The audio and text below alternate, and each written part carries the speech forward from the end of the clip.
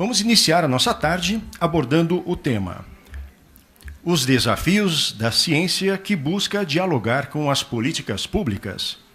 Chamamos para compor a mesa os convidados: Dr. Saul Sipel, neuropediatra e consultor da Fundação Maria Cecília Souto Vidigal, que será o mediador nesta mesa.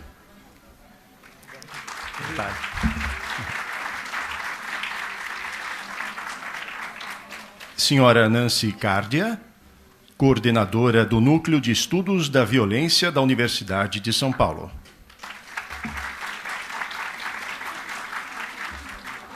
É bom separar, né? Estudo da Violência da Universidade de São Paulo. E professora Zilma de Oliveira, professora aposentada da Faculdade de Filosofia, Ciências e Letras da USP de Ribeirão Preto. Com a palavra, Dr. Saul Sipel.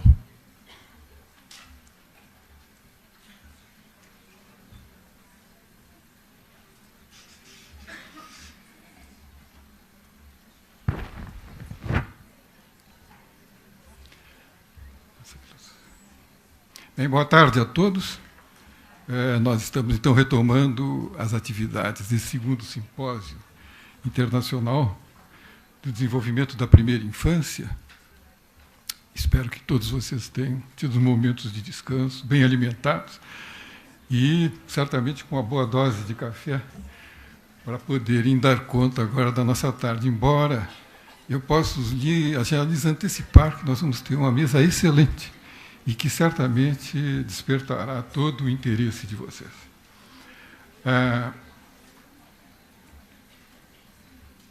Desenvolver a criança para desenvolver a sociedade. Essa é a missão da Fundação. E essa nossa mesa, ela é uma mesa que começa a aprofundar ainda mais o tema que já foi mostrado com toda a sua complexidade hoje de manhã. Mesmo porque nós temos também como missão, e aí uma missão da Fundação, gerar e disseminar conhecimento para o desenvolvimento integral da criança.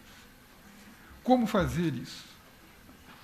Como mexer, como nos aprofundarmos numa condição de extrema complexidade, como é a condição da primeira infância. Quando nós falamos aí num público de 0 a 6 anos, mas se nós tomarmos, por exemplo, um aspecto só, que foi bastante debatido hoje pela manhã, que são as crianças de idade menor, nós falamos a respeito da creche. O que é uma creche? Quais são as especificidades que tem uma creche? Quais são os requisitos que ela exige?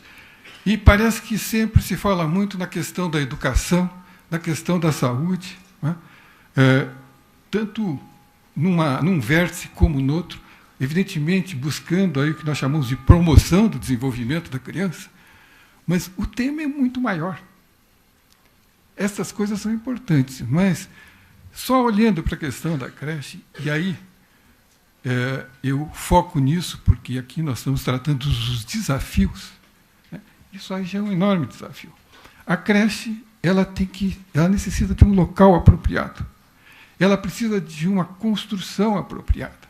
Ela precisa de móveis, brinquedos e uma série de contextos que são necessários para aquelas faixas etárias que estão lá. E vocês imaginem a briga no seu trabalho do dia a dia, crianças que vão aí de poucos meses, 6 meses, até os 3 anos de idade. Então precisa de um lactário, precisa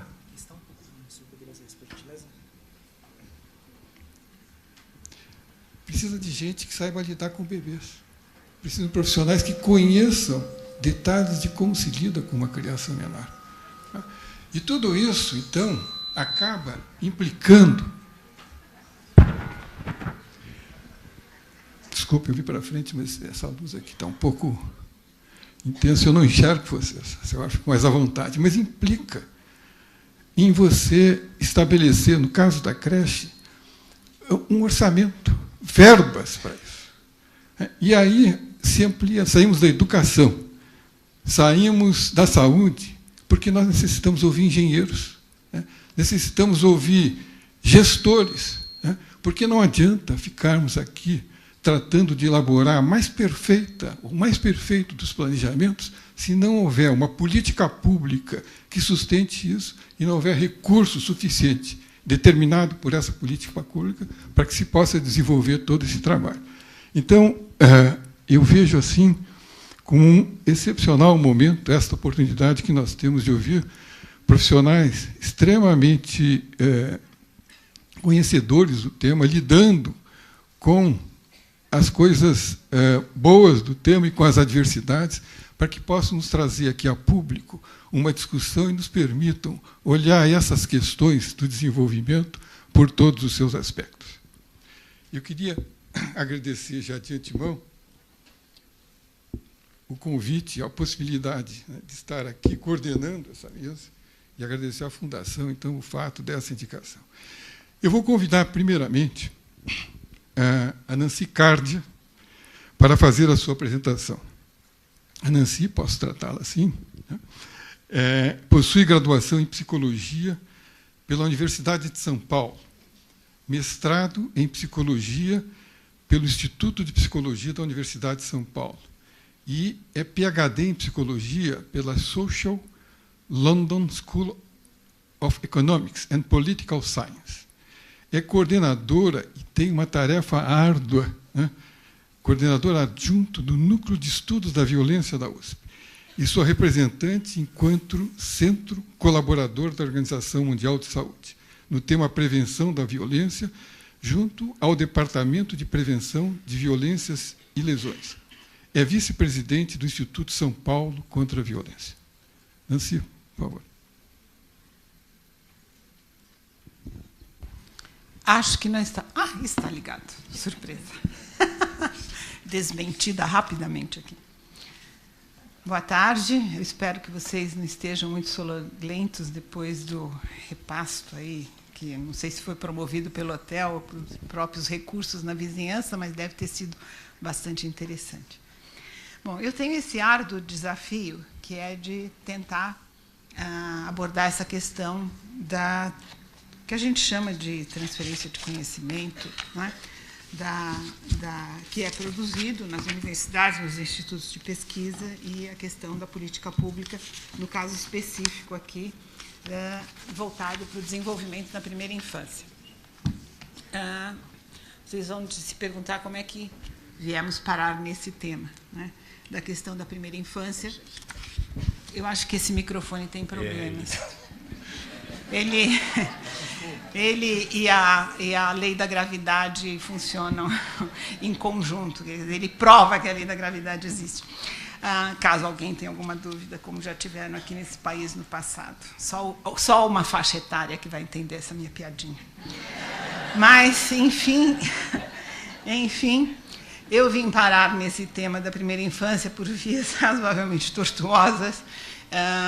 E ela tem início numa reunião em que estávamos discutindo as questões de prevenção de violência, ainda nos anos 90, e era uma reunião nos Estados Unidos, e alguém comentou, não, mas você tem que começar antes da criança nascer. E eu, imagina, antes da criança nascer, maluco esse. Bom, enfim, rapidamente eu descobri por que estava dizendo que a gente teria, para efetivamente fazer prevenção da violência, teria que começar com antes da criança nascer.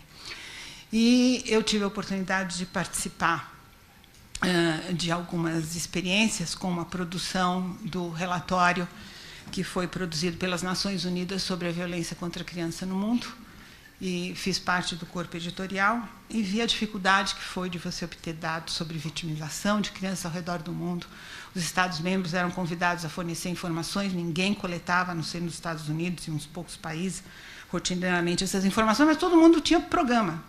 Todo mundo tinha programa de prevenção, que não era bem prevenção, era proteção, e sem informação nenhuma, né? Sem informação básica dos seus países, dos padrões de violência que essas crianças sofriam. E uma das principais recomendações desse livro, o primeiro item, era que os governos se esforçassem para implantar programas de visitação doméstica para a prevenção primária da violência. Bom, Paulo Sérgio Pinheiro, que foi o responsável pela produção desse relatório, viajou o mundo inteiro, né? Sensibilizando os governos, trabalhando com as organizações da sociedade civil, tentando mobilizar todo mundo em torno dessas recomendações do relatório. E, quando você olha, hoje em dia, as dificuldades para implementar aquelas recomendações do relatório continuam existindo. Ou seja, não são problemas com os quais você vai conseguir trabalhar rapidamente. E nós resolvemos, no núcleo, fazer uma experiência, tentarmos desenvolver algum programa de visitação doméstica, uma experiência que está em curso, que fosse de baixo custo, que fosse possível ser implementado numa realidade brasileira. E escolhemos para isso uma população que a gente considerava como sendo a população alvo super importante, porque de maior risco para as questões de violência, tanto para a mãe como para a criança, que é a questão das adolescentes, né? As mães adolescentes, as adolescentes que engravidam, elas representam a situação de maior risco, e a gente tem feito esse trabalho. Mas não é exatamente sobre isso que eu vim relatar para vocês, eu vim conversar com vocês a respeito de outras dificuldades que a gente tem observado na tentativa de passar informações de pesquisa para a área pública. E eu vou relatar uma experiência recente que a gente teve de participar de uma pesquisa que se chama multicêntrica, porque foi realizada em 6 países. Então, em termos gerais, no mundo ideal, quando você tem... qual é o papel da pesquisa? E em relação à política pública? Seria uma via de dupla mão. A pesquisa precisa de dados que vêm do setor público. Nós necessitamos de dados demográficos, dados da saúde, saneamento básico, educação, justiça, direitos humanos. Nós somos, os pesquisadores são usuários de dados produzidos pelos governos, em seus diferentes níveis, municipal, estadual, federal. E, nesse mundo ideal também, as políticas públicas deveriam ser orientadas pela produção acadêmica, deveriam ser informadas pelo conhecimento que é gerado por pesquisas básicas e pesquisa aplicada.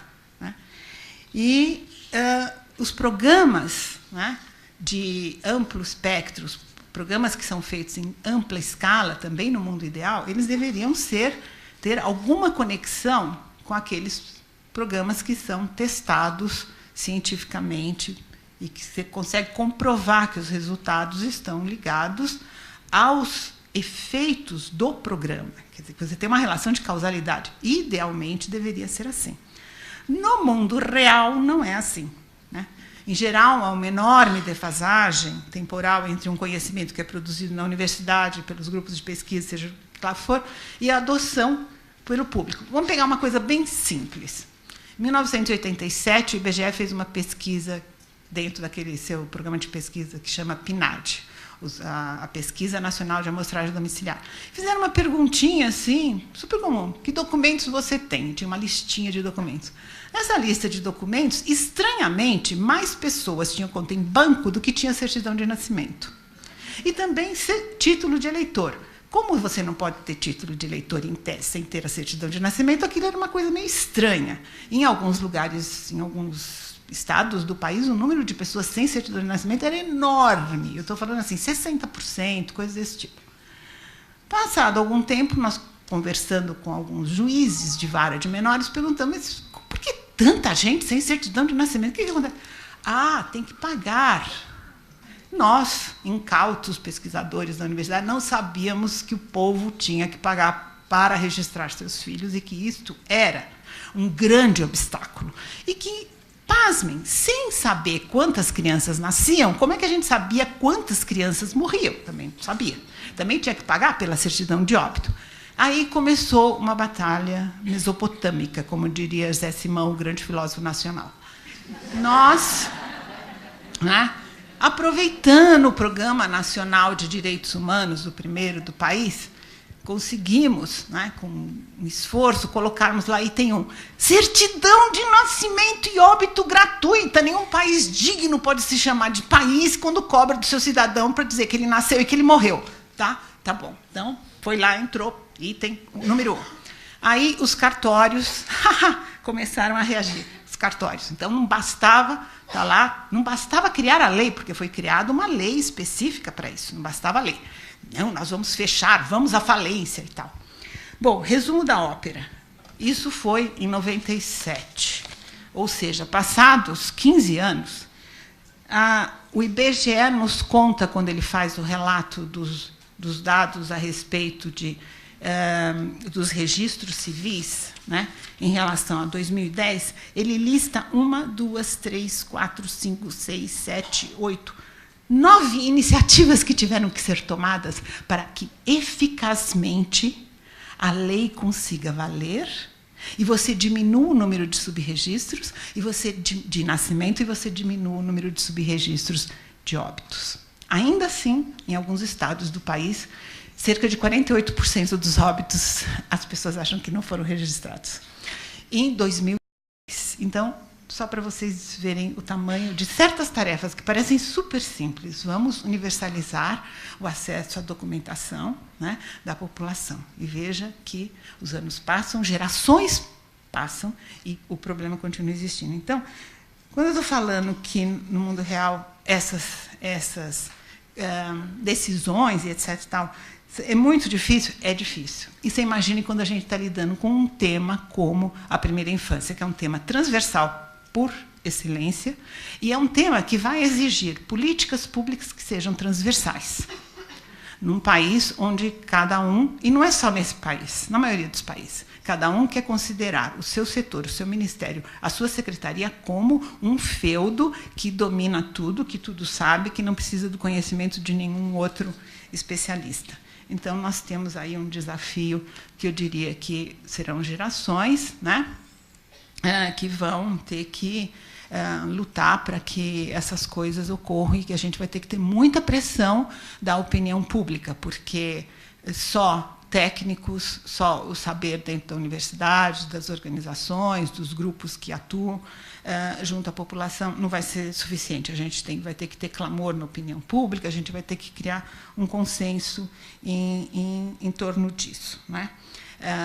No setor público, a gente ainda é agravado com outro problema, que é a rotatividade de equipes. Na hora que você consegue sensibilizar uma equipe para aquilo, já está mudando o ministro, ou muda o secretário, e muda o pessoal todo de cargo de confiança, e o próximo que vem não deixa a memória do que foi feito, e o próximo que vem tem que começar tudo da estaca zero. Então, não surpreende que temas como esse, que quem fala pelas crianças, né, terão que ser os adultos. Então, vai sempre ter que ter um tradutor das necessidades e que consiga sensibilizar profundamente, e não só para fazer programa, para campanha eleitoral, etc. e tal, mas, de fato, pegar no cerne das pessoas, né, e dizer que certas coisas que as crianças vivem aqui nesse país são intoleráveis e não pode continuar sendo assim, né, a gente tem condições de que não seja assim, vai precisar de bastante mobilização da nossa parte. Em 2007, aquela revista Lancet, como a própria chamada do seminário mostrava, teve uma edição especial sobre a questão do desenvolvimento infantil na primeira infância, e colocava uma série, o editor do volume colocou uma série de desafios que permaneciam existindo para essa questão do desenvolvimento na primeira infância. E ele chamava a atenção para... Esse aqui não está funcionando? É uma ilusão? Acústica? Não, só inconveniente. Tá bom. Ah, tá certo. Eu tinha que segurar esse, eu não preciso segurar muito. Obrigado, meu braço esquerdo agradece.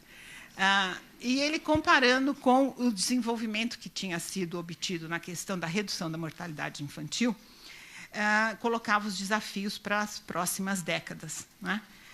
Eu não vou ficar lendo esses desafios para vocês, porque eu acho absolutamente chato a gente ficar lendo transparência. Mas, enfim, havia a necessidade de uma conscientização, de compromisso, de compromisso de longa duração, né?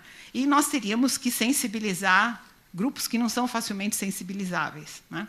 E as questões que ele colocava, que eu acho que são chaves para nós, né, é se esses líderes políticos, né, dariam atenção aos temas, né, se eles iriam ajudar a documentar as experiências, se... não, aqui eram os temas, para nós, quer dizer, quem pesquisa, entende, vai dar a liderança necessária, vai documentar, vai procurar soluções de baixo custo, porque não adianta. Tem soluções que são maravilhosas. Vocês pegam o programa de prevenção de violência que foi desenvolvido na Austrália e na Nova Zelândia, chamado Triplo P, é maravilhoso, mas o custo daquilo é absolutamente estratosférico, jamais poderia ser implementado num país como o Brasil, né? E havia o desafio da questão das comunidades de profissionais, né? Será que elas iriam realmente se envolver com o tema da primeira infância da mesma maneira como tinham se envolvido com a redução da mortalidade e da pobreza infantil? Eu acho que a gente continua com essas perguntas sem resposta, né? Nesse mesmo volume, uma pesquisadora com um grupo bem grande, eu resolvi resumir todo mundo sobre o Walker e outros, conseguia colocar com muita clareza quais eram as grandes conquistas que tinham sido obtidas, né? E quais os fatores de risco que estavam efetivamente identificados como sendo de risco para o desenvolvimento na primeira infância. O que eu quero ressaltar aqui é a questão da malária, depressão materna, exposição à violência, exposição a metais pesados. Por quê?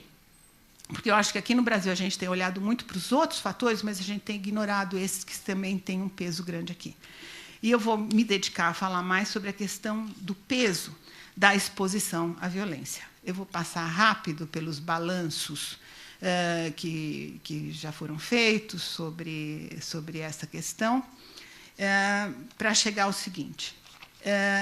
A questão de 3 anos atrás, numa reflexão na Organização Mundial da Saúde sobre a questão da violência da criança, foi observado o seguinte: justamente os países que têm altíssimos índices de violência, e isso medido através das taxas de homicídio, você não tem praticamente nenhum programa de prevenção primária da violência. Então, a pergunta era, por que isso está acontecendo, não é? Vamos tentar entender por que é que esses países que aparentemente têm todos os motivos para estarem investindo nessa questão da prevenção primária não estão investindo em programas de prevenção da violência contra a criança, né? E foi montado um projeto piloto, que a gente chama de multicêntrico, né? E para ser realizado em 6 países. Pesquisadores em diferentes países foram convidados para apresentar propostas e foram selecionados 6 países. O Brasil fez parte, a África do Sul, a Malásia, a China, a Arábia Saudita e a Macedônia. Eu espero que não tenha nenhum descendente de grego aqui que vai brigar comigo por simplificar o nome de Antiga República Iugoslava da Macedônia por Macedônia. Bom, enfim, e nesses países seria feito um estudo para identificar o grau de prontidão para implementar programas em larga escala de prevenção da violência, de maus-tratos contra a criança.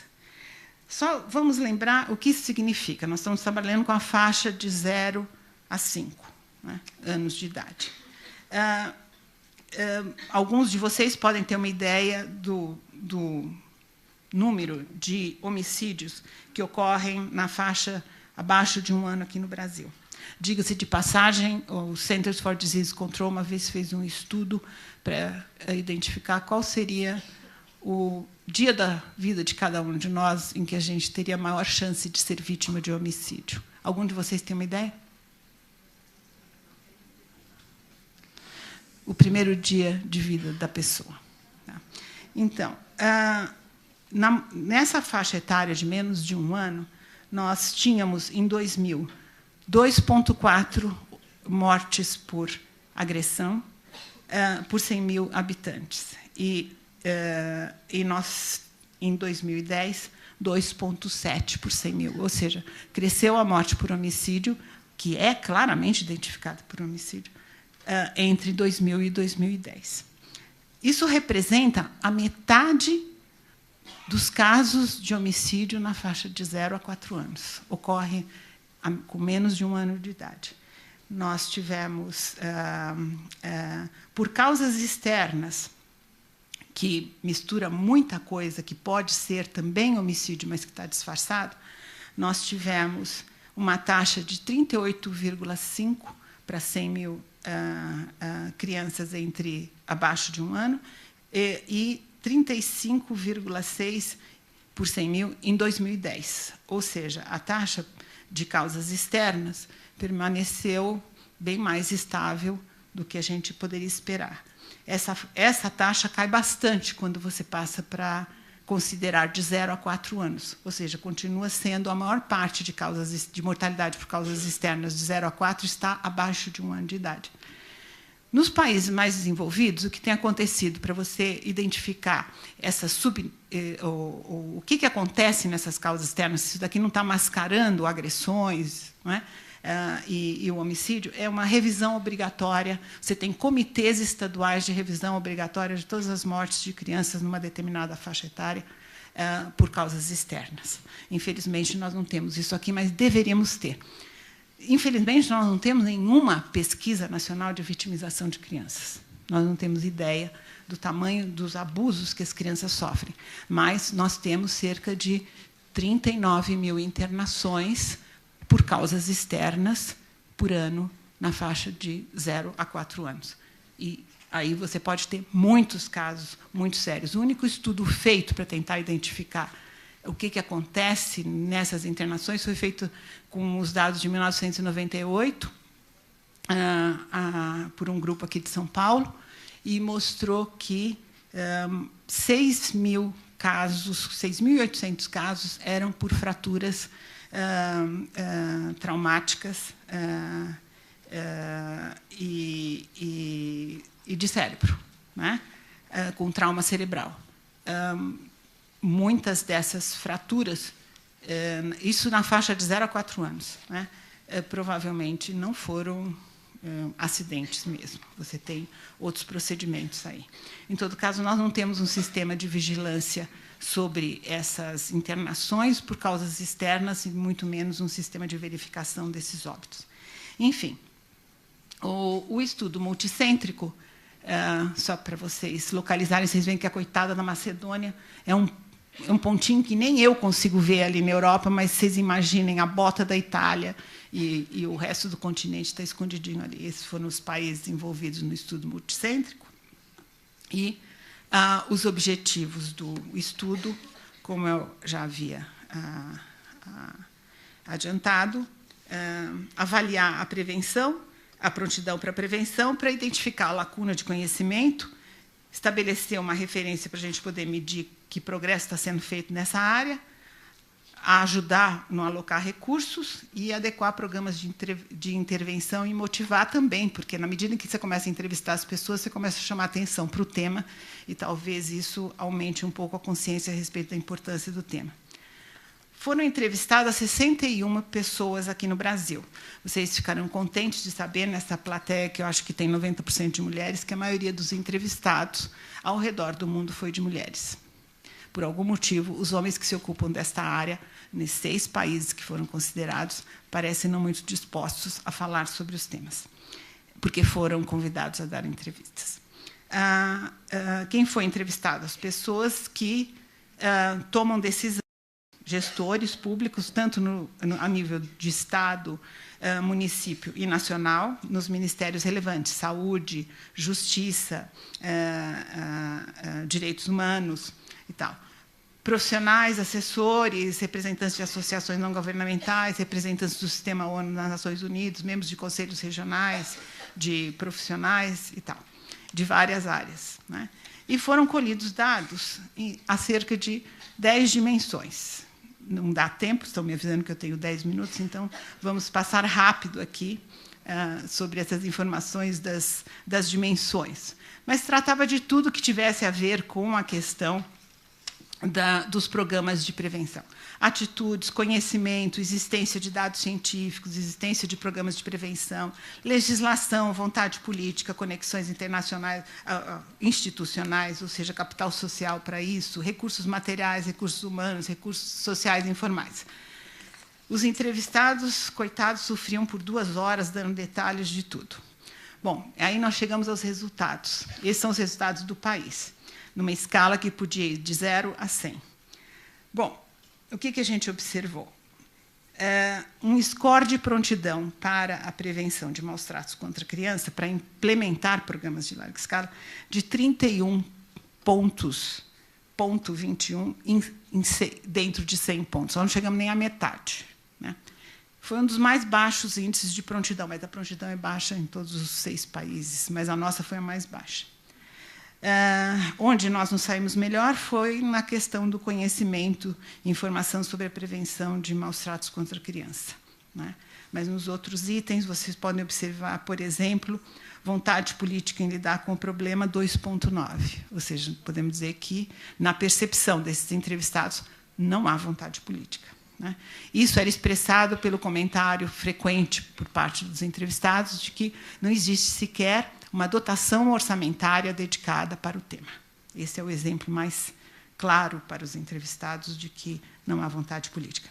E um drama muito grande, falta de recursos humanos e técnicos. Vocês podem ver que é baixíssimo o índice que a gente conseguiu obter. Há quase uma sensação generalizada de que não há pessoal treinado, capacitado, em volume suficiente para a implementação de programas de larga escala, né? A prioridade da prevenção, a maior parte, totalidade, quase 84% dos entrevistados, baixa prioridade é dada a isso em relação a outros problemas. Proteção, ou seja, cuidar da criança depois que a violência já ocorreu, tem muito mais prioridade que prevenção. E as medidas de prevenção que existem são percebidas como inadequadas, né? O melhor score obtido, como eu disse, foi de conhecimento e informação sobre prevenção, porém faltam os dados sobre vitimização, estudos locais e nacionais, dados sobre prevalência, tipo e consequências e custos dos maus-tratos. Os tipos de maus-tratos mais mencionados: abuso físico, sexual, psicológico e negligência. As consequências mais mencionadas: danos psicológicos, consequências sociais. Os fatores de risco foram pouco nomeados. Muito poucos fatores de risco foram elencados.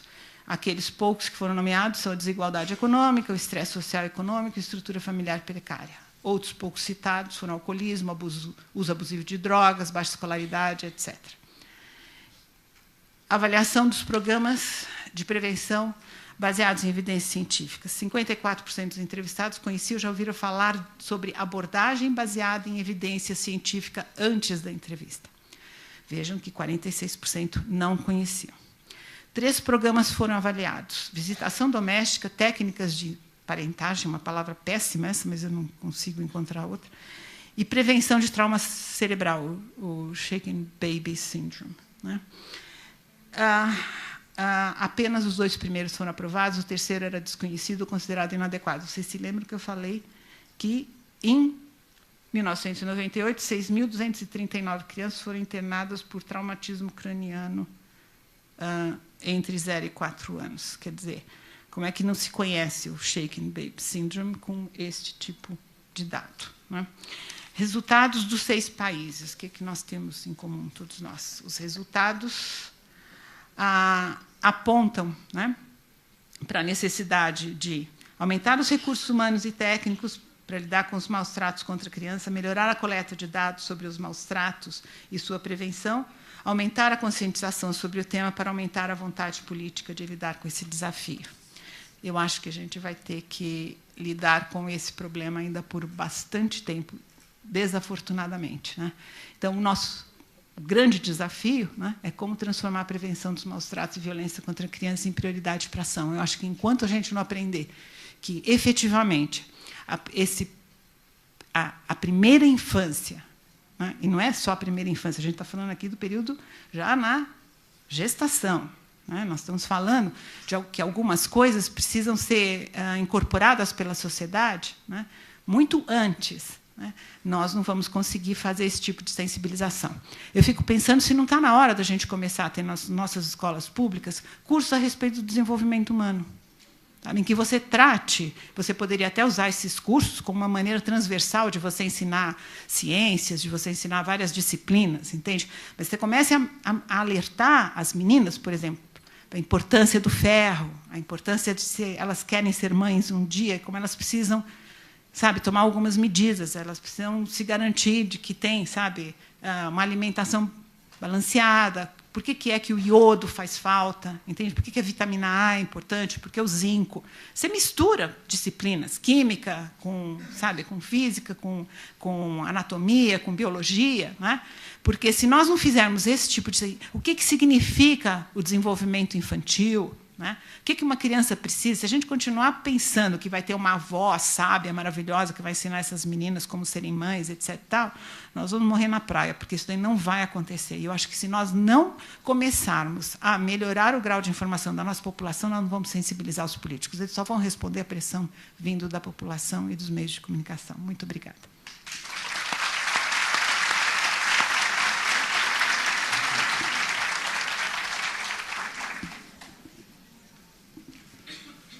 Bem, a gente engole em seco, né? Na verdade, Nancy, eu, junto com todos aqui, te aplaudimos, mas posso te dizer que as tuas informações me deixaram assim muito tristes, né? Ouvir toda essa quantidade de dados e assim, de riscos, né? E todo um perfil de questões muito complexas, né? É preciso a gente tomar assim 2 garrafas de esperança, né, para poder começar a ganhar forças para lidar com essas questões. De qualquer forma, é o nosso desafio. E nós nos propusemos, como eu disse, a colocar a mão nessa cumbuca. Bom, temos que nos virar com isso.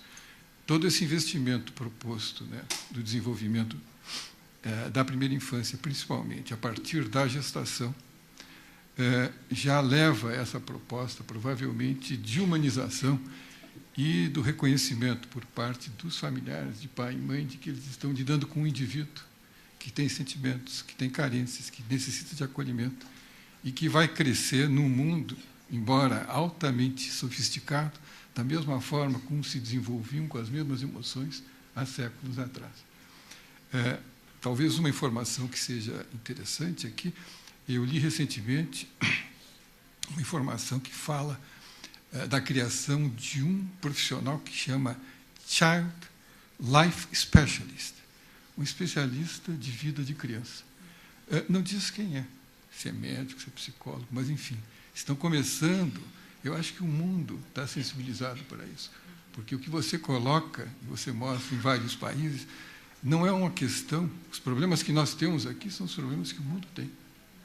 O mundo resolveu olhar para essas questões, resolveu olhar para a primeira infância e perceber que, se não fizer um bom investimento, nesse período, a tendência, como você diz, é as coisas... A gente não vê muita saída, né? É ficar nesse terreno lotacento, sem grandes perspectivas. Num primeiro momento, eu senti isso, de fato, que a tua comunicação me gera um certo... Assim, um impacto, né? Mas, em seguida, a vontade de continuar na briga. Por isso nós estamos aqui, né? Nesse diálogo, né? Buscando ouvir essa multiplicidade de informações e seguir em frente. Eu queria lembrar novamente a todos que, no final dessa apresentação, nós vamos ter uma sessão de perguntas, como foi na sessão da manhã, e as perguntas deverão chegar, então, aqui à mesa por escrito. Bom... Eu, então, convido e passo a palavra para a professora Zilma de Oliveira, para que ela, então, trate desse tema tão instigante, né, que são esses desafios entre quem vem da ciência, da prática, né, e como estabelecer esse namoro e essa relação mais íntima com as políticas públicas para que a gente possa... Então, de fato, ter uma retaguarda, né, para que as ações possam ser desenvolvidas. A Zilma é pedagoga e doutora em psicologia pela Universidade de São Paulo. É professora associada, livre-docente na Faculdade de Filosofia, Ciências e Letras da USP de Ribeirão Preto, hoje aposentada. Aposentada por formalidade, né, porque... Eu sempre digo, depois de aposentado, a gente trabalha mais do que nos tempos de trabalho normal. É consultora de redes públicas de ensino, excelente consultora, sempre disponível. A Zilda nunca negou fogo. Toda vez que nós a chamamos, ela esteve presente. E espero que continue assim, com essa simpatia e esse desprendimento, né? É consultora de redes públicas de ensino e do Conselho Nacional de Educação na área de educação infantil. Então, obrigada, Sal, pelas palavras, agradecendo também a oportunidade de estar aqui, a Fundação ter o convite, e desafiada pelo tema e sobre a relação de políticas públicas e pesquisa, e igualmente sensibilizada pela fala que me precedeu da Nancy, que, na verdade, de uma certa forma, antecipa algumas das dificuldades que a gente vê, em grosso modo, né, no jeito brasileiro de imaginar nossa pátria. A gente, uma vez, pegando um gancho seu, mas indo para frente, quando começamos a discutir com os educadores de creche a respeito do ECA, e ela tinha, de uma forma muito ingênua, muito moralista, o ECA não pode mais, aliás, não pode mais e nunca pôde bater em criança, qualquer coisa assim, uma educadora fala para a outra: mas por que você bate na criança? Você não é nem mãe dela. Então, a gente está ainda com uma questão complicadíssima com relação a esta presença humana, uma presença que desqualifica a existência da criança. No fundo, é um primata, um mamífero que nasceu naquela família, ninguém consegue ver aquilo como já um sujeito psíquico, um sujeito, né? Mas, na verdade, eu vou aqui falar um pouco a respeito de uma linha de pesquisa. Eu vou pedir perdão por pegar apenas a linha de pesquisa de Ribeirão Preto, mas eu acho que ela representa grande parte, não totalidade, mas grande parte das linhas de pesquisa em psicologia e desenvolvimento que nos últimos anos vem ocorrendo. Na verdade, eu estou falando do Centro de Investigação do Desenvolvimento e Educação Infantil, coordenado pela Clotilde Ferreira, que vinha de uma tradição de estudos do desenvolvimento etológico, como Burton Jones em Londres, etc. Então, muito atenta a essa avaliação bem psicométrica, e estudando também a questão do apego, que nós já conversamos hoje de manhã, e, de alguma forma, respeitosa a essas questões, mas incomodada por elas. Quando, em Ribeirão Preto, isto era 1970 e pouco, quase 80, eu era bem pequena nessa época. E, na verdade, a gente começou a discutir sobre as condições, a seguinte hipótese de trabalho, né? Se o apego tem essa importância definida, como funcionaria o desligamento da criança da família para a inclusão numa creche.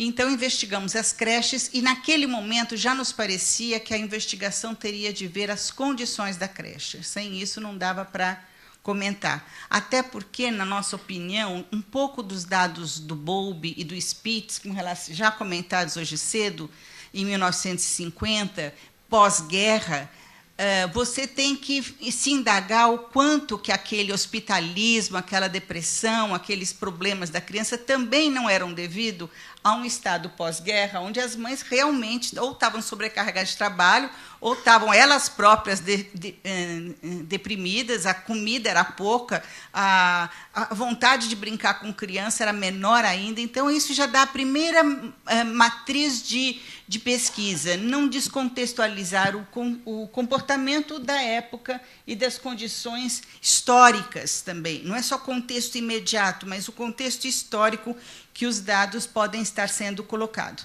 Então, essa é uma discussão saudável. Pensar os efeitos e a apresentação de uma conclusão científica nas condições em que aquele trabalho e aqueles sujeitos estavam ocorrendo. Isso nos levou a realmente voltarmos para a ideia de que o contexto ecológico, aí falando em Bronfenbrenner e outros autores, tem uma importância fundamental para a gente entender o desenvolvimento na sua ocorrência, quer dizer, a criança na sua ação e prever nisso as possibilidades que ela tem de efetivar uma ação e os caminhos abertos para ela criar outras aprendizagens. Na verdade, nós estamos também estudando muito autores como Vygotsky e Vallon, que estavam exatamente jogando o nosso olhar em duas situações. A primeira situação é histórica, portanto, são práticas de uma cultura, portanto, a gente deixa de ter uma psicologia universal e passa a ter uma psicologia que busca os processos, a explicação dos processos de uma forma culturalmente significativa. Então, é diferente... as crianças são crianças aqui na China, na África, mas não vamos dizer que o desenvolvimento psicológico, que eu estou chamando de psicológico, é o desenvolvimento das formas humanas de agir, sentar, pensar e sentir, são as mesmas aqui e lá e lá. Quer dizer, na verdade, as culturas vão formulando diferentes leituras de mundo e diferentes leituras de sujeito que vão influenciando a contexto de educação das crianças. Então, com isso, a gente já tem um primeiro problema para definir o que e para o nosso diálogo sobre desenvolvimento, porque é um desenvolvimento que tem uma base cultural respeitável. Dizer isso não quer dizer que não haja uma base orgânica a ser trabalhada. Então, as duas coisas são elementos que são colocados em interação, mas, especialmente, pelo tipo de autores que a gente trabalhou, a gente foi vendo que eles consideraram isso, mas acharam que também a condição orgânica que existe e é real e deve ser trabalhada, ela é afetada pelo tipo de interação que os parceiros estabelecem com a criança. Aqui a gente amplia a noção de apego e coloca a noção de parceria, e coloca essa noção de parceria dentro de um sistema de produtividade. Não é só uma ligação para eu ficar com o bebê unido no meu corpo, mas é uma ligação para eu ficar com o bebê e investir que ele caminhe, apoiar para ele caminhar, investir para que a gente brinque um pouco das primeiras palavras. Então, é uma ligação que tem como consequência um desenvolvimento da criança e que é recíproco. A gente também tem trabalhado muito com a ideia de que os pais se modificam ao educar seus filhos. Então, eles também estão em processo de desenvolvimento. Às vezes, quem é terapeuta até sabe que, muitas vezes, o desenvolvimento do pai está bloqueado, por isso que o da criança não sai. E muitas vezes, a gente desbloqueando um lado, o outro lado fica enriquecido. Bom, na verdade, a gente também sabe que hoje todo mundo fala, mas as crianças de hoje são fenomenais. Os pais dessas crianças não eram assim quando pequenos. Todo mundo escuta isso, porque as crianças já sabem mexer no computador, no celular, etc. E, na verdade, eu acredito que toda criança é inteligente no seu tempo. A cada tempo, as crianças reagem muito bem às aberturas daquele tempo, à tecnologia daquele tempo. E agora as crianças estão em outro sentido, mas isso só dá para a gente um reforço na ideia de acompanhamento histórico e de uma preocupação com relação às idades de desenvolvimento. De a expressão de determinado comportamento. Eu sempre me remeto a uma participação minha no começo da década de 80, eu era bem pequenininha e fui dar assessoria na Secretaria de Educação. E aí, naquele momento, numa reunião muito importante, com gente muito competente na área, nós estávamos discutindo como ajudar a criança de 5 anos a discriminar amarelo, vermelho e azul. 5 anos. Não é que todos não faziam, mas um grupo expressivo não conseguia. Jogando para cá, hoje, com 2 anos, se as crianças de 2 anos não discriminam azul, vermelho e amarelo, você começa a fazer reunião. O que nós vamos fazer com as crianças que não discriminam? Não precisa esperar até os 5, porque é muito... a TV a cores, o barateamento da tintura de roupa, permitindo que mesmo as mais pobres hoje usem roupas de cores exageradas. Então, isso tudo está trazendo às crianças um tipo de discriminação fina que permite que elas, muito mais cedo, façam uma discriminação que, em outros momentos, era feito mais tarde e era normal. Era normal fazer mais tarde, como é normal fazer mais cedo hoje. Só para jogar isso para a gente pensar. Bom, então, nós estamos aqui pensando como investigar desenvolvimento, olhando a validade ecológica disso. Quer dizer, duas pessoas podem mostrar o mesmo comportamento, o que não quer dizer que tenha a mesma validade ecológica. Mesmo que os dois estiverem no mesmo ambiente, não é, evidentemente, a mesma coisa, o sentido do mesmo comportamento. Se tiverem ambientes diferentes e mostrarem o mesmo comportamento, mais ainda a gente vai passar a pensar sobre isso. Em resumo, nos últimos anos, a grande parte da psicologia do desenvolvimento aqui entre nós tem se dedicado a compreender os processos de desenvolvimento, né? Isso alimentado por uma série de ciências, como a etologia, a linguística, a medicina, a neurociência. Então, todo mundo olhando, mas como funciona? É importante esse como funciona, porque, como nossos autores falam, eu preciso saber como está para saber como é que pode ser. Então, eu preciso partir do como está para depois imaginar qual é o caminho que esta atual apresentação se mostra mais favorável a uma mudança. Bom, agora detalhando um pouquinho só, rapidamente, as pesquisas que a gente fez, são 40 anos de pesquisa, uma série de coisas, é só mostrar um minutinho. Nosso foco foi creche, todo mundo sabe do histórico de creche, não vamos falar nisso, que é um histórico assistencial, muito ligado à questão do mais pobre, e somente quando a classe média e a classe média alta começou a pôr os filhos em creche, é que toda essa discussão passou a ter uma outra conotação. Nós temos 20 e poucos anos da creche estar na educação, no sistema de ensino, pela legislação, e menos anos ainda para que elas efetivamente fossem transferidas para as equipes de secretarias de educação. Com isso, nós vamos ver que eu diria que respeito e, possivelmente, é muito provável que o quadro apresentado hoje cedo a respeito da que qualidade da creche faz diferença, eu acho que dá para a gente imaginar que apoiaríamos essa hipótese. A qualidade da creche está fazendo diferença nas oportunidades de desenvolvimento da criança. Na verdade, nós começamos com verificar ambientes de creche. Vimos que, especialmente em zona rural, ele era muito pobre. Logo em seguida, nós começamos a ver como é que, mesmo nessa zona rural, nós podíamos... Porque o que incomodava, ainda dentro do paradigma do apego adulto-criança, era que era muita criança para um único educador. Além disso, o educador não tinha escolaridade profissional. Então, como que esse educador consegue... Porque tinha criança de pendurada no educador, era uma árvore de Natal cheia de criança de pendurada. Então, na verdade, isso atrapalha outras coisas e inclusive, torna muito cansativo o trabalho do educador.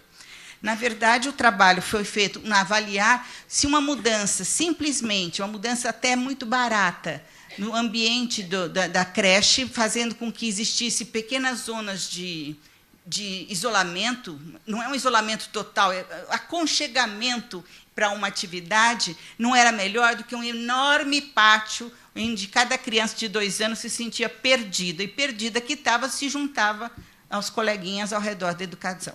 Então, isso foi uma coisa que foi provada realmente. Ao fazer os pequenos nichos de atividade, as crianças passavam muito mais tempo interagindo, fazendo coisas, sorrindo, falando, do que quando estavam todos na educadores, aí sim, todas muito quietas, mais choronas, etc.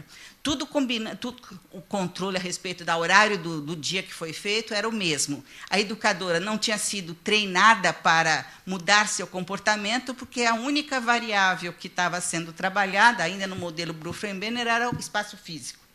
Bom, em seguida, nós começamos a fazer outras análises institucionais. Como a gente estava numa região muito açucareira, né, da usina de açúcar, fizemos também trabalho em São Paulo. Em São Paulo, verificamos os 3 tipos de creche da rede municipal. A direta, tudo da prefeitura, a indireta, onde o prédio é da prefeitura, mais as outras despesas, e há um convênio de valores financeiros, e a conveniada, onde o prédio, a entidade é completamente independente da prefeitura, mas ela é conveniada e recebe um total de verbas.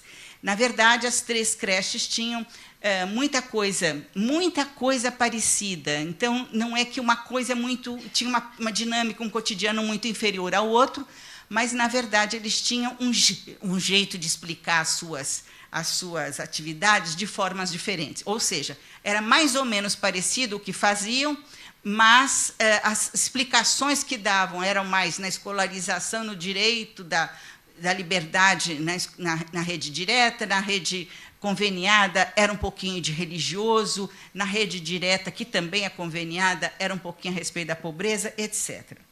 Bom, isso nos permite ver que a gente, conhecendo esse lugar, a gente pode ver que tipo de oferta está tendo a criança. Outra coisa que nos ajudou muito foi olhar, mas espera aí, se todas essas condições estão ocorrendo e não são as melhores condições possíveis, ainda assim as crianças são interessantes. O que fomos ver?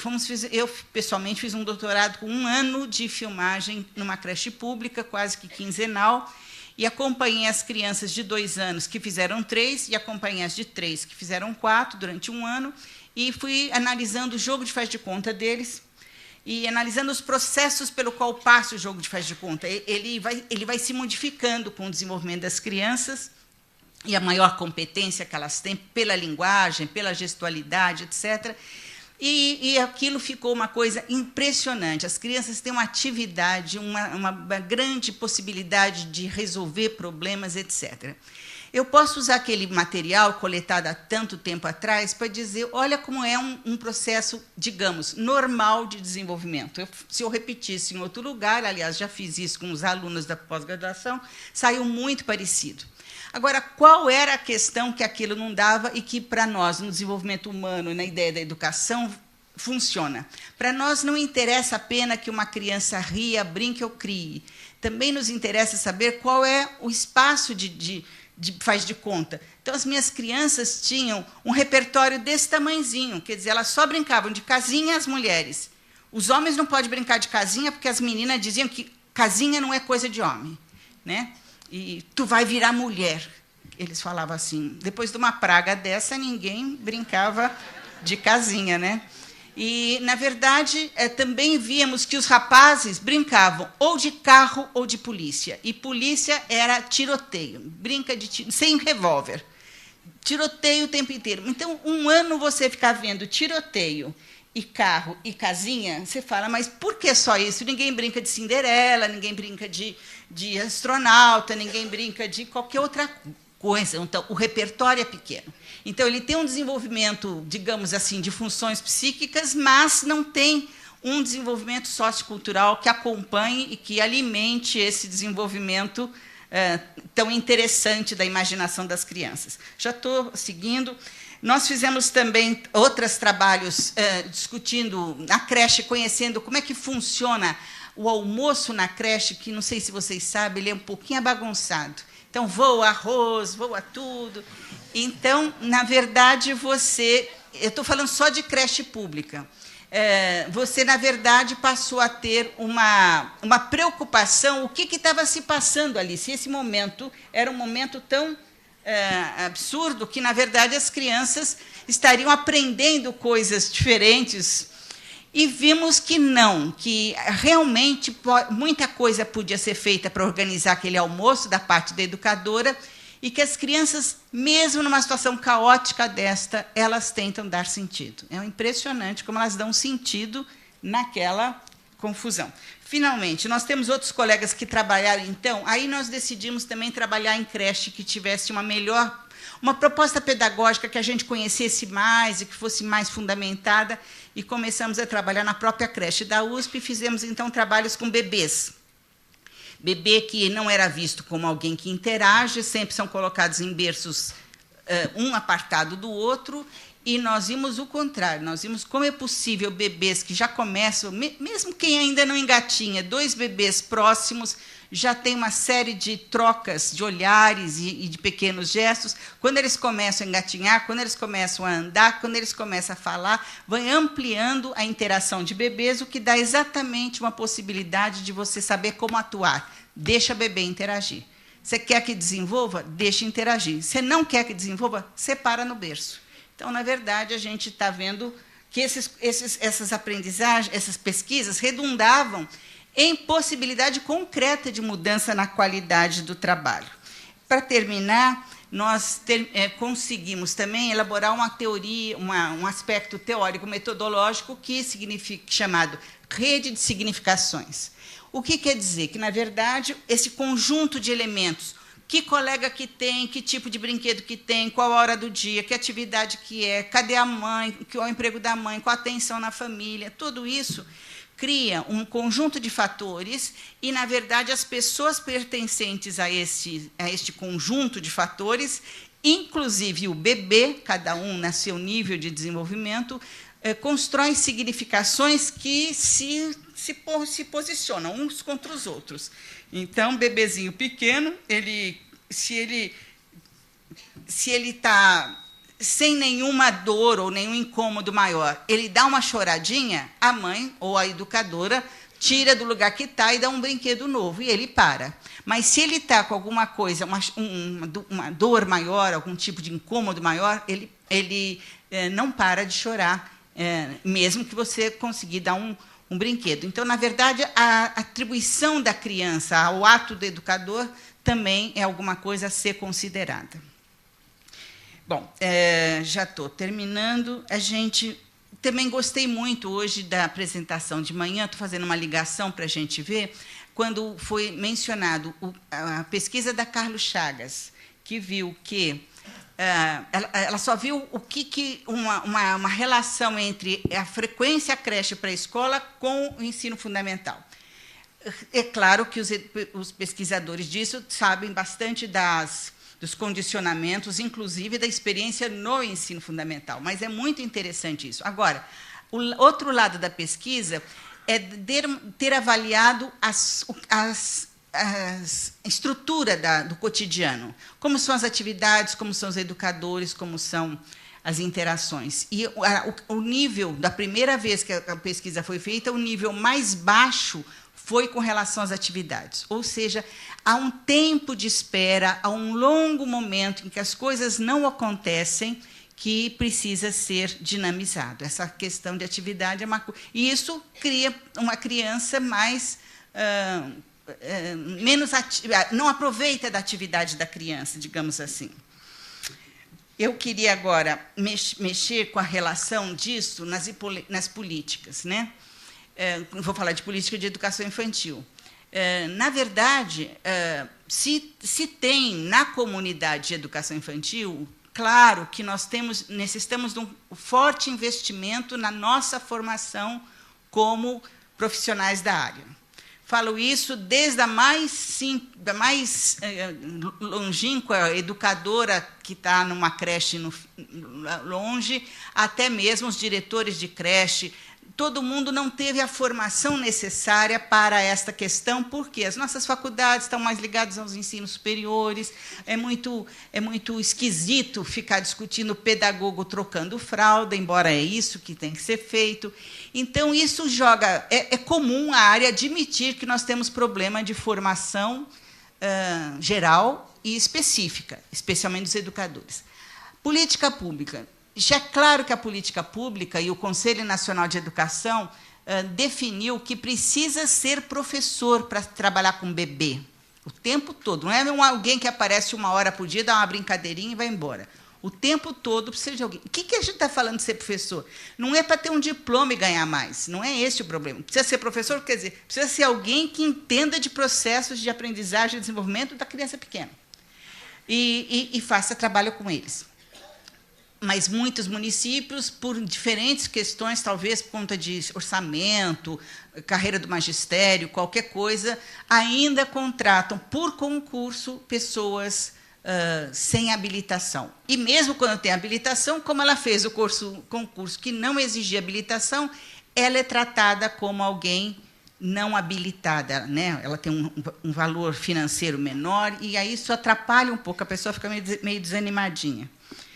Bom, ao lado da questão da formação e da exigência, não só do diploma, mas de que esse diploma venha com uma competência para a área, também tem existido, da parte do todo o movimento de educadores na área, e acolhido pelo MEC, não é o MEC que resolve e faz, mas os educadores pressionam e a coisa funciona, a criação de 2 documentos, um deles era o Indicadores de Qualidade, que é um instrumento de autoavaliação das unidades, que permite que a unidade veja se ela cumpre minimamente alguns pontos importantes no seu cotidiano, e o segundo é o lançamento pelo Conselho Nacional de Educação de diretrizes curriculares.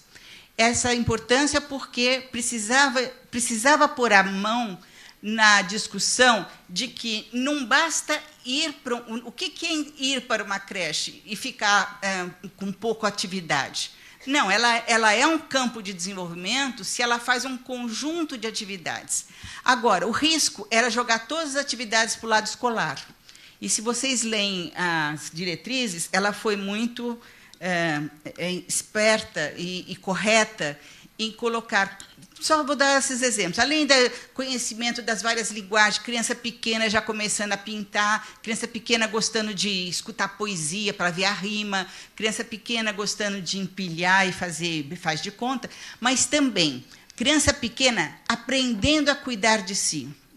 E cuidar de si também envolvendo fazer amizades. Então, é também objeto da nossa preocupação com relação à violência, é atuar pedagogicamente num episódio violento. Né? Um episódio violento, você passa a discutir com a criança de que outra maneira aquilo podia ter acontecido. Então, você também ensina ou começa a ensinar estratégias de enfrentamento de frustrações ou qualquer outra coisa, disputa de objetos, qualquer coisa, e a gente, então, colocou dentro das preocupações curriculares, não é uma coisa para fazer se dá tempo, não, isso é básico, não é para se dar tempo, isso é transversal. E a outra coisa é fazer amizade. Tem criança pequena que se acha que o pediatra vai dizer que ela é ótima. Quando ela chega lá, ela só faz bobagem para ganhar amigo. Ela não consegue ganhar amigo, ela consegue fazer vários atos que não são vistos com simpatia pelos outros. É a cultura infantil. Então, você também pode ajudar as pessoas a ter um nível de aprender a ter uma sociabilidade, a como se chega num grupo. Então, eu acho que essa diretriz tem essas questões. Eu estou elogiando muito, mas não quero dizer que as coisas estejam boas, não. Ou seja, a ciência afetou um pouco a política pública, um pouco. Mas ainda as práticas cotidianas, porque a política não é só uma linha de política, existe a política exercida. Então, as práticas cotidianas estão ainda sendo renovadas. Nós temos um problema dos leigos, que eu já falei. Hoje de manhã, também o professor comentou a respeito de que tem uma coisa que faz tanta diferença e o custo é mínimo, que são as atividades. Você conseguir mudar as atividades dos educadores, e não precisa pensar que eu vou ter de comprar livros maravilhosos, tem várias coisas que dá para fazer com um custo muito baixo e que dá um resultado muito grande. Como é que a gente vê o resultado? Por exemplo, na verbalização. Muitas vezes a gente quis filmar a criança numa creche pública, as crianças não falam. Aí você fica, mas então quem de vocês é a mais simpática para fazer a criança falar? Aí chama a mais simpática e as crianças continuam inibidas. Pode ser que sejam por nós, etc. Quando você vai numa outra escola, que todo mundo fala, então é uma coisa importante de se perceber as diferenças de contexto.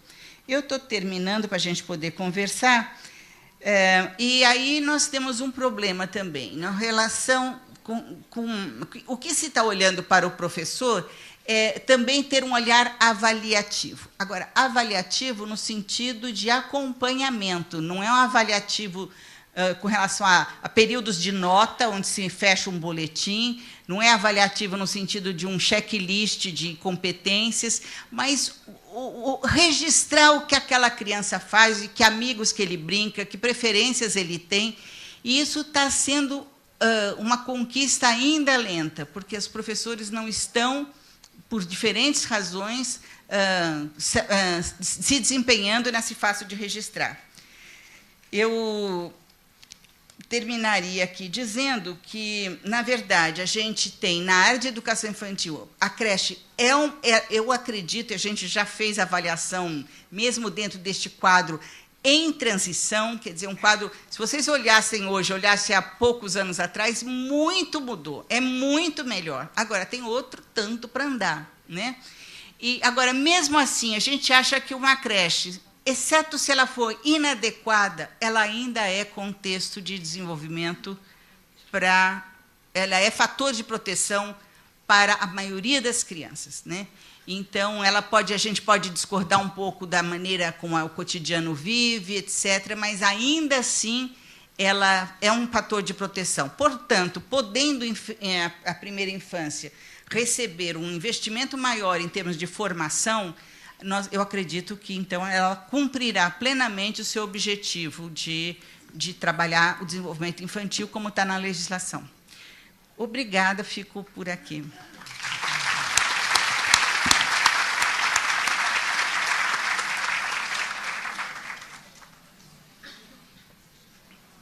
Eu agradeço a comunicação da Zilma, também muito interessante, levantando uma série de questionamentos. E vamos aproveitar o tempo aqui, passar imediatamente para as perguntas. E eu vou começar com uma pergunta que chegou para a Nancy, assim eu deixo você tomar um pouquinho de fôlego, né? Nancy, veio uma pergunta assim: qual a metodologia do NEV para disseminar o conhecimento que produz? E eu penduro alguma coisa assim também. Do ponto de vista de política pública, em termos de prevenção, existem medidas já atuantes? Ou como você vê as estratégias para que isso possa também se estruturar? Ah, nossa, meu Deus, que eficiência! Bom, eu imagino que quando você pergunta prevenção, você está falando da prevenção da violência nessa faixa. Bom, a metodologia do NEV para disseminar o conhecimento, essa é uma pergunta que merece uma tese de pós-doc. Eu gostaria muito que nós tivéssemos uma, mas com a diversidade de público que a gente trabalha, com o fato de que nós temos que fazer pesquisa, buscar fundos para pesquisa, porque somos um núcleo, sim, de pesquisa da Universidade de São Paulo, mas temos que ser autossuficientes. A universidade fornece água, luz, internet, telefone e um teto sobre a nossa cabeça, que às vezes vaza. E nós temos que buscar todos os recursos para absolutamente tudo, inclusive o cafezinho. Então, é uma luta razoavelmente ferrenha. E a transferência de conhecimento, a disseminação de conhecimento para a sociedade até hoje tem sido feita a partir de sempre alertas para as oportunidades que aparecerem e fazer dessas oportunidades o máximo possível. Ao longo do tempo, o que nós aprendemos é, primeiro, trabalhar com os meios de comunicação de massa. Isso nós aprendemos a fazer desde o comecinho. Então, sempre que se produz um relatório, que se termina um trabalho, imediatamente a gente trata de lançar isso. À medida em que a internet se tornou muito mais usável, colocar todos os documentos no site, criar sites específicos. Por exemplo, esse programa experimental de visitação doméstica tem um site chamado Infância Saudável, está tudo lá. Então, profissionais usam, mães de primeira viagem usam e nos dão feedback. Em determinado momento, nós percebemos que a população, em geral, tem uma dificuldade gigantesca para acessar seus direitos, para viver os seus direitos. Vários programas que existem são absolutamente desconhecidos da população, porque também uma das coisas que a gente já aprendeu há bastante tempo é que justamente quem mais precisa de um programa público é aquele que não tem a informação sobre o programa, porque não sabe nem onde procurar. A informação tem que chegar na porta da casa. Então, criamos um site chamado Neve Cidadão, que procura dizer exatamente o que a pessoa precisa fazer. Você precisa tirar uma nova carteira de identidade? O que você tem que fazer? Os horários de funcionamento, que documentos você precisa levar, se você vai gastar alguma coisa. Quer dizer, é uma espécie de receita de bolo infalível, e tem um número de acessos assim, gigantesco. E a gente usa coisas mais tradicionais, né? A gente faz seminários para um público bem amplo, transmite pela internet, deixa lá no nosso site para outras pessoas que quiserem utilizar aquele material. A gente procura transformar o material do seminário em livro, que possa ficar perenizado nas bibliotecas. A gente trabalha com coisas do tipo, como a gente fez uma parceria com a Rede Globo uma vez, há vários anos atrás, eles queriam dar um presente para a cidade de São Paulo, estava se discutindo muito a questão da violência, nós falamos, bom, tem muito conhecimento dentro das universidades a respeito das causas da violência, vamos enriquecer um pouco o debate. Chamamos urbanistas, chamamos epidemiólogos, chamamos quem era a linha de ponta trabalhando na questão da violência ao redor do mundo. Fizemos um seminário de 5 dias, trouxemos policiais, juízes, etc. e tal. A Rede Globo transmitiu aquilo direto, isso virou um livro. As pessoas que participaram não se esqueceram daquilo. Nós aproveitamos que nós estávamos com um programa tentando aumentar o controle externo sobre a polícia aqui, junto com o Canadá, financiado por uma agência canadense de desenvolvimento, e junto com a Universidade de Ottawa. Convidamos jornalistas da Globo para irem documentar missões de policiais e pessoas que eram ativas na sociedade civil, tentando melhorar o trabalho da polícia, para irem ver como é que se fazia policiamento comunitário lá, que a polícia comunitária é uma polícia que tem que atuar com a população e tem que responder às necessidades da população. É uma forma de controle. Essa documentação, a Globo transmitia em horário nobre, transformou em vídeos que foram mandados para todas as academias de polícia civil e militar ao redor do Brasil. Quer dizer, vocês estão entendendo? À medida que vão surgindo oportunidades, a gente vai identificando que existem necessidades, a gente tenta somar recurso de um projeto com o outro, e por aí para frente. Agora, adoraríamos poder ter uma área profissionalmente desenvolvida, voltada só para isso, mas lá você tem que ser mágico, fazer várias coisas ao mesmo tempo, né? Época de mudança, a gente carrega a caixa assim, de livros, etc., e depois estoura o joelho. E aí vai, a vida de pesquisador no Brasil é isso mesmo.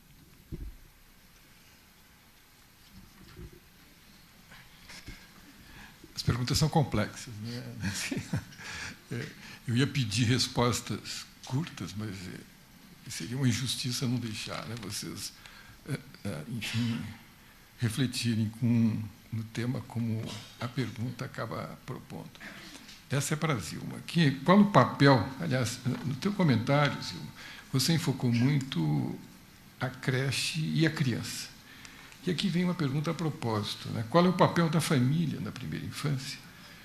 Qual a responsabilidade do professor e da escola, então da creche, aí, com relação a essa família? Como tratar uma criança que nos primeiros anos de vida sofre agressão e é rejeitada pelos familiares? Isso chega até a escola, né? Qual o dever do poder público diante dessa circunstância? Em outras palavras, a creche, os profissionais da creche têm esse preparo e também têm uma intenção, uma disposição de dialogar com os pais, de ajudar esses pais? Estão preparados para isso? Olha, está funcionando? Bem, pronto. É o seguinte, a questão da relação com os pais é uma relação extremamente tensa, e já percebi que não é na creche, não. É na creche, na pré-escola, no ensino fundamental, é na escola pública, na privada, etc. Nós temos aí uma generalização complicada. Com relação ao específico da creche, nós temos, por um lado, um jeito um pouquinho acusativo da creche e dos pais, uma relação de mútua indisponibilidade, mas, ao mesmo tempo, existem outros momentos de profunda união. A maioria dos educadores da creche já está hoje, estou falando os educadores que estão mais próximos, eu não consigo generalizar isso para outras regiões totalmente, mas estão mais próximos com a questão da violência. Às vezes, de uma forma equivocada, qualquer machucadinho já é visto como uma violência, o que por outro lado, não olhar machucadinho também pode omitir um problema existente. Qualquer ferimento e qualquer assadura maior é talvez vista como um problema de assédio sexual e, às vezes, a questão é de uma assadura. Então, é uma questão, há uma sensibilidade, mas uma grande desinformação com relação à ajuda que se pode ser dada à família. A gente estava conversando hoje no almoço, na verdade, nós estamos precisando não partir de um movimento de educar a família, fazer aquilo que nós técnicos achamos que deva ser feito, e também partimos para uma questão de ser a forma como as famílias educam. E a maioria das famílias tem formas de educar que são formas pertinentes, afetivas, amorosas. Pode estar equivocado em algum ponto, mas qual família presente nesse auditório está plenamente segura dos seus filhos, classe média, etc. Então, eu acho que se tem algum momento para a gente trabalhar com isso, é investir na formação para trabalhar com a família, em geral, perceber a família como um educador já existente e interagindo conosco. E, segundo, informar a família um pouco mais a respeito das questões que afetam a saúde da criança. Você quer ler a pergunta já?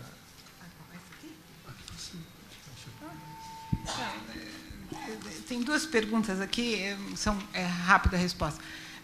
Uma é sobre se há pesquisa sobre os fatores de risco para a violência no Brasil em diferentes regiões. Não, infelizmente, nós não temos isso, né? Deveríamos ter, porque para traçar política pública você precisaria estar informado por um diagnóstico básico. Depois tem uma outra pergunta a respeito sobre a opção legal da mulher de abortar. Se isso diminuiria o panorama dos maus tratos na primeira infância.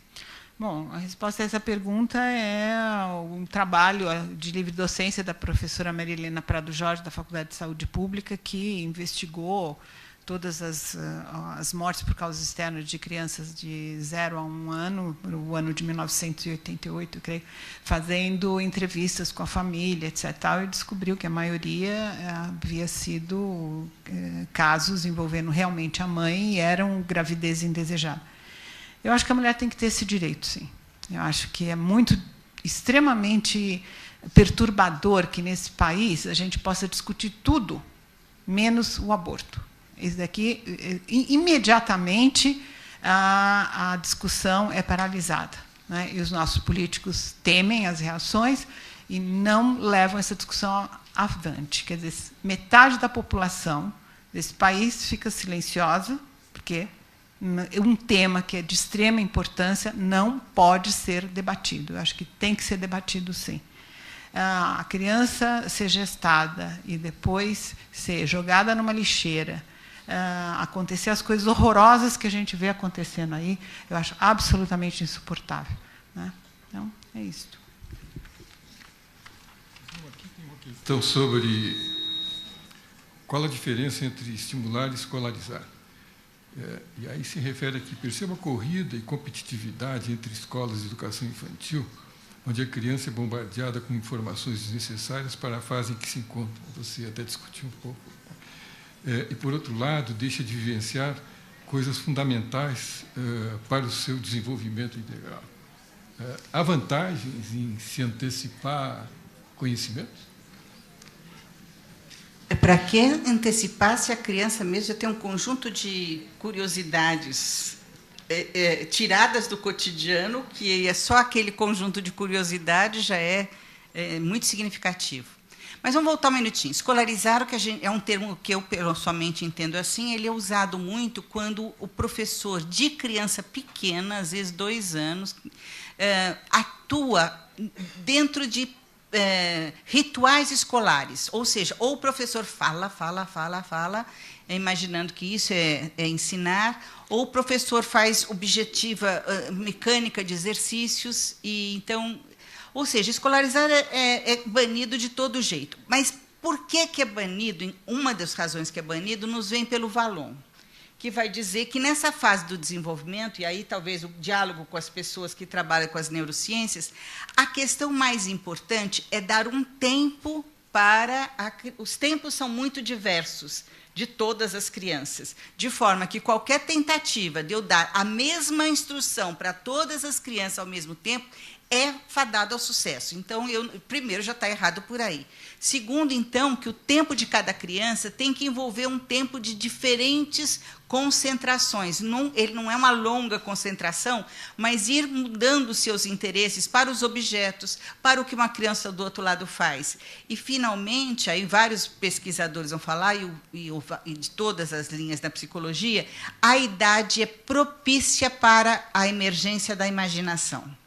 A imaginação, ou seja, o trabalho com imagens. Sem esse bom desenvolvimento do trabalho por imagens, e que é um trabalho absolutamente aberto, ou seja, a imagem não existe a imagem certa e a errada, existem múltiplas imagens, ela é conveniente que tenha essa liberdade de trabalho, e acontece, por exemplo, ou no desenho espontâneo, espontâneo orientado pela professora, mas, de alguma forma, não é um desenho formal ou de colorir uma coisa desenhada já no mimeógrafo, e não faz de conta. Talvez as crianças, segundo os autores, e eu talvez pense, o ensino fundamental, depois dos 8, 9 anos, ele é ótimo para a gente ser um pouquinho mais decorativo, mais decoreba, né?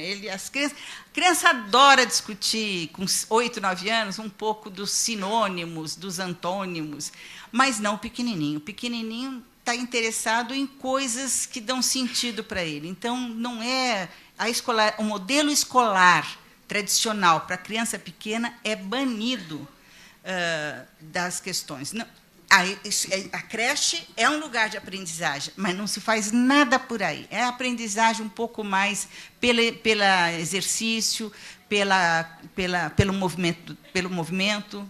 Pronto. Curioso isso. Você estava falando e eu estava me recordando de uma criança que eu estava acompanhando internada num hospital e que, enfim, ficou umas 2 semanas internada, e os avós, a família toda trazendo aqueles presentes de luzinha que apaga, acende, faz ruído. Ela tinha por volta de 10 meses, e tudo aquilo até pendurado no equipo de soro que estava correndo para a criança. E ela queria brincar com o tubinho do esparadrapo. Isso. É aquilo ali, o resto, então, para decepção dos avós. Deixa eu só comentar, então. Não, na verdade, a gente tem aí um complicômetro. Quer dizer, nós temos uma indústria do consumo que diz que a gente deveria... Ela vende pedagogia para os pais, né? O pai que ama os filhos tem de comprar tais e tais e tais brinquedos. E todo mundo sabe que as crianças brincam no dia que ganha e depois volta a brincar com o velho ursinho. Então, o problema é a ligação da criança com o brinquedo não mantém essa racionalidade da venda que a bula do brinquedo diz. Ele gosta muito daquele ursinho horroroso que ele tem, porque ele é afetivo. Então, eu acho que a gente está aí dentro desse problema. E eu também concordo com essa história da gente estar... Quando a gente fala que não é para deixar a criança na imobilidade, na pouca estimulação, ninguém está defendendo a superestimulação, a compensação de competências, e esse modelo do faster, earlier and better, quer dizer, mais rápido, mais cedo e melhor. Ninguém está defendendo essa pedagogia do gêniozinho no berçário. A Nancy queria complementar uma das suas respostas. Sim, foi a respeito da pesquisa que aponta fatores de risco para a violência no Brasil. Na questão dos maus-tratos à criança, não especificamente os maus-tratos, mas a punição corporal. Nós fizemos em 99, repetimos em 2010, em 11 capitais brasileiras, uma entrevista sobre a experiência que as pessoas têm com a violência, e uma das questões muito fundamentais dessa pesquisa foi sobre se a pessoa tinha apanhado quando criança, com que frequência e com que tipo de instrumento. Cruzando as respostas dessas perguntas, e 75% da população, em 2010, pesquisada, foram 4.050 entrevistas domiciliares, revelaram que tinham apanhado sim enquanto criança, e uma parcela não desprezível apanhado quase todos os dias e com instrumento com potencial de causar dano. O que a gente observa é que aquelas pessoas que apanharam muito quando criança têm uma tendência maior a responder que bateriam nos seus filhos, caso eles tivessem problemas de comportamento. Havia uma lista de problemas de comportamento e uma lista de alternativas de disciplina.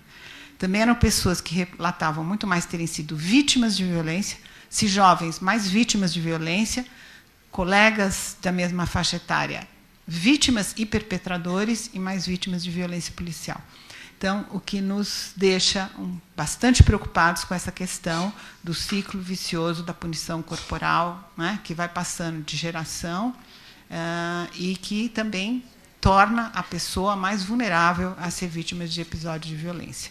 Então, a discussão nos preocupa, porque a discussão em torno da lei da palmada, não sei se vocês acompanharam, a lei, não sei, deve estar parada em algum escaninho lá do Congresso Nacional, mas foi tratada com uma irreverência desmedida frente ao tamanho do problema. Muito bem, nós estamos com o nosso tempo, então, esgotado. Lamentavelmente, eu tenho que encerrar. Ainda existem algumas questões que eu vou deixar com os nossos brilhantes apresentadores aqui, a quem eu devo agradecer profundamente pela experiência, pelas sugestões que trouxeram, pela habilidade em discutir essas questões, mostrando todo o seu envolvimento de longa data, né, no trato desses temas. Agradeço também a atenção de vocês e espero que continuem aproveitando desse nosso simpósio. Nós vamos ter agora um pequeno intervalo, tá certo? De um coffee, e eu passo a palavra para o nosso mestre cerimonial.